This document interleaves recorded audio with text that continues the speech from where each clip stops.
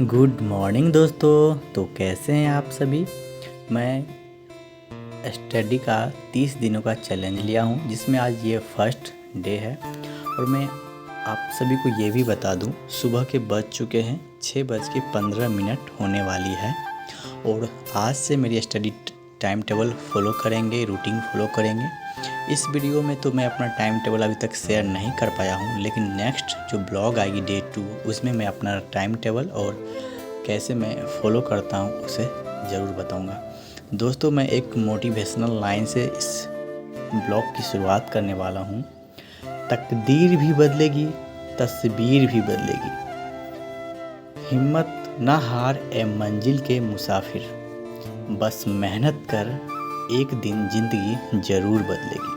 दोस्तों, मैं इसी मोटिवेशनल लाइन के साथ इस वीडियो की शुरुआत कर रहा हूँ। सबसे पहले दोस्तों, मैं एक बात बता दूँ आपको, जब जब हम फेल होते हैं ना, तब हम उससे कुछ ना कुछ ज़रूर सीखते हैं। और ऐसा ही हुआ इस बार मेरे साथ भी।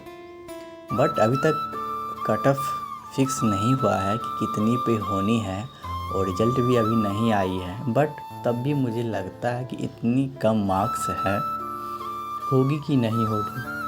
बट ये निर्भर करती है हमारे कट ऑफ पे। तो इसे फ़िलहाल हम अभी छोड़ देते हैं, लेकिन आगे की तैयारी में हम लग चुके हैं। यानी हम लोग तैयारी में जुट चुके हैं बीपीएससी टीआरई 4.0 की। तो जो भी दोस्त मेरे साथ इस सफ़र में जुड़ना चाहते हैं, तो चैनल को सब्सक्राइब कर लीजिएगा, बेल आइकन दबा लीजिएगा, क्योंकि आपको टाइम टाइम पर नोटिफिकेशन कुछ भी आए इन बिहार शिक्षा विभाग से, वो आपको टाइम टाइम पे मिलता रहेगा। और किसी ना किसी तरह से हर चीज़ का बुक लिस्ट मैं आपको ज़रूर बताता रहूँगा। दोस्तों, आज जब हमने पढ़ना स्टार्ट किया था, तो सबसे पहले मैं करेंट अफेयर की बुक, जो मैंने खान सर की बीपीएससी के लिए मंगाई थी, वो बुक को हमने पढ़ रहा था। उसके बाद जब इस बुक को पढ़ रहा था ना, तो मुझे बहुत ही अच्छा लग रहा था, क्योंकि खान सर का जो बीपीएससी जो सिविल सर्विस के लिए था बुक है ये, तो इस बुक में पूरी डिटेल के साथ हर चीज़ को अच्छी तरह से दिया हुआ था। तो मुझे पढ़ने में बहुत ही अच्छा लग रहा था। दोस्तों, अब ये जो बुक देख रहे हैं मेरे पास, सामान्य अध्ययन की, ये कुमार गौरव सर की है, जो उत्कर्ष क्लासेस पे पढ़ाते हैं। अगर इस बुक का रिव्यू चाहिए तो ज़रूर कमेंट में बोलिएगा, क्योंकि ये बुक बहुत ही इम्पोर्टेंट है, बहुत ही अच्छी बुक है। क्योंकि अगर ये बुक आप परचेज कर लेते हैं ना, तो आपकी जो सामान्य अध्ययन की है ना, वो प्रॉब्लम सॉल्व हो जाएगी एक बुक को पढ़ने के बाद। ठीक है, क्योंकि ये बुक जब हमने कल पढ़ रहे थे ना, आज जब हम पढ़ रहे थे 1857 की क्रांति, तो मुझे बहुत ही अच्छा लगा पढ़ने में। उसके बाद जब इस बुक से मैं ज्योग्राफी पढ़ा था, जो भारत का ज्योग्राफी था, वो पढ़ने में बहुत मज़ा आ रहा था। इस बुक का खासियत क्या है मैं बताऊं दोस्तों।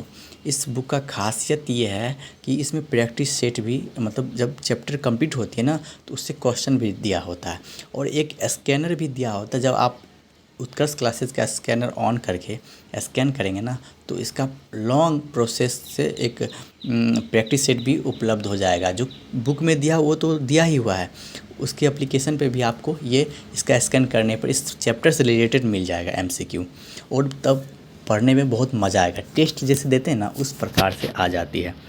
मैं ज़रूर बोलूँगा, इस बुक को ज़रूर परचेज़ कीजिएगा। जब मैं ख़रीदा था तो एक उसमें ऑफ़र चल रहा था, 147 रुपये में दिए थे, अभी शायद 210 के आसपास मिलेंगे आपको। इस बुक का फुल डिटेल्स से अगर रिव्यू चाहते हैं तो प्लीज़ कमेंट में ज़रूर मेंशन कीजिएगा। दोस्तों, जब इस बुक से मैंने 1857 क्रांति पढ़ा था और ज्योग्राफी पढ़ा था, जो भारत का ज्योग्राफी होती है। दोस्तों, मैं एक बात और भी बता दूँ, मैं जो है ना, नोट्स मेरा कंप्लीट है, एससीईआरटी हो या एनसीईआरटी का, ठीक है। और एससीईआरटी का नोट्स तो मैं अपलोड भी कर चुका हूँ अपने टेलीग्राम चैनल पे, और एनसीईआरटी का भी कुछ नोट्स अपलोड कर चुका हूँ। जो दोस्त टेलीग्राम चैनल पे नहीं है, जाकर टेलीग्राम चैनल को ज्वाइन कर लेंगे। इस डिस्क्रिप्शन में लिंक भी मैं प्रोवाइड करवा दूँगा। और आप लोग चाह रहे हैं कि बुक लिस्ट की एक अलग से वीडियो बनाई जाए, तो कमेंट में मेंशन कर दीजिएगा, क्योंकि मैं ये नहीं चाहता कि आप लोग भी किसी परेशानी की वजह से आगे आने वाले एग्ज़ाम में असफल हो जाएं। हाँ, सफलता पाने के लिए लगातार मेहनत करना पड़ता है दोस्तों। एक बार असफल हो जाने से ये नहीं समझ लेना चाहिए कि मेरे से नहीं होगा। हर बार गिरकर उठना ही एक अच्छे व्यक्ति की पहचान होती है, अच्छे एक सक्सेस बनने के लिए ये होती है। तो ज़रूर कहूँगा मेहनत करते रहिए, जहाँ भी हैं, जैसे भी हैं, जिस परिस्थिति में हैं, मेहनत करना ना भूलिएगा। दोस्तों मैं आगे की एक बात और बता दूँ आपको कि अभी जो आंसर की आई थी ना, उसमें बहुत सारी कुछ गलतियाँ भी है, ठीक है। तो देखते हैं, चैलेंज की भी डेट है, उसमें कब तक क्या सुधार होती है उसके बाद देखा जाएगा दोस्तों।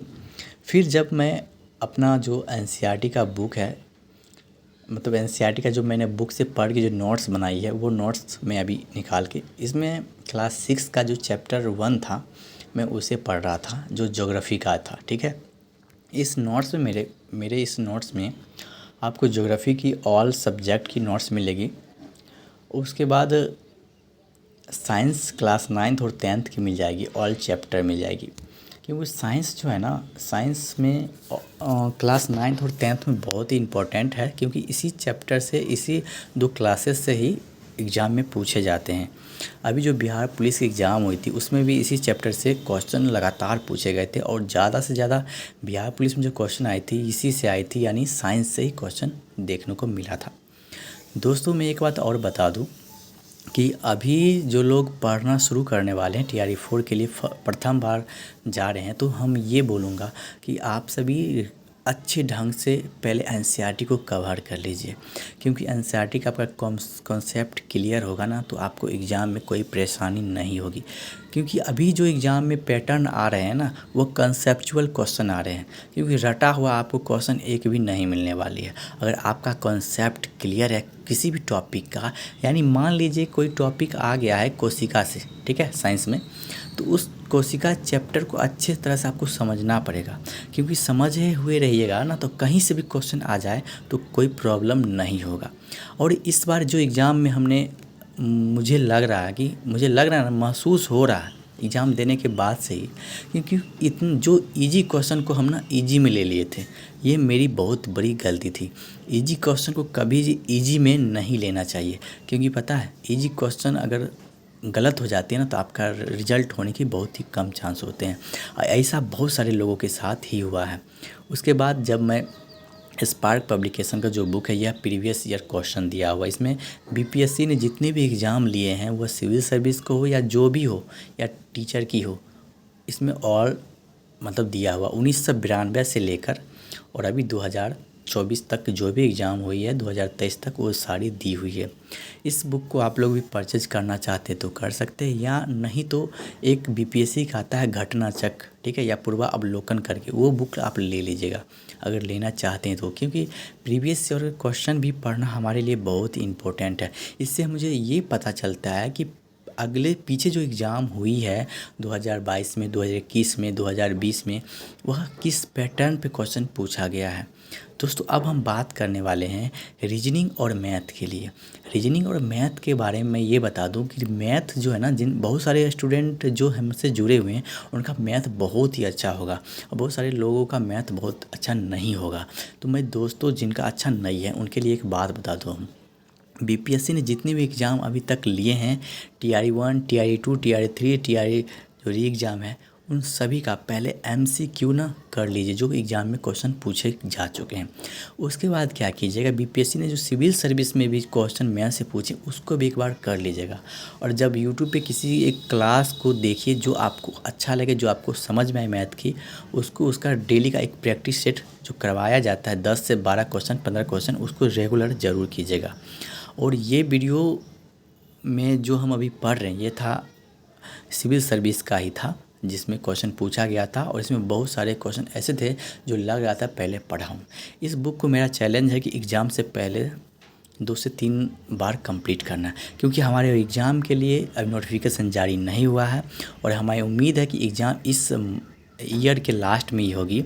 तो मैं चाहता हूं कि मैं एग्ज़ाम से पहले इसे अच्छा से 2 से 3 बार कंप्लीट कर लूं। इस वीडियो में बस इतना ही मैं जानकारी दे पाऊंगा, और रीजनिंग के लिए मैं अगले वीडियो में आपको ज़रूर बताऊंगा डिटेल के साथ। मिलते हैं एक नई वीडियो में, तब तक जय हिंद, जय भारत मेरे प्यारे साथियों।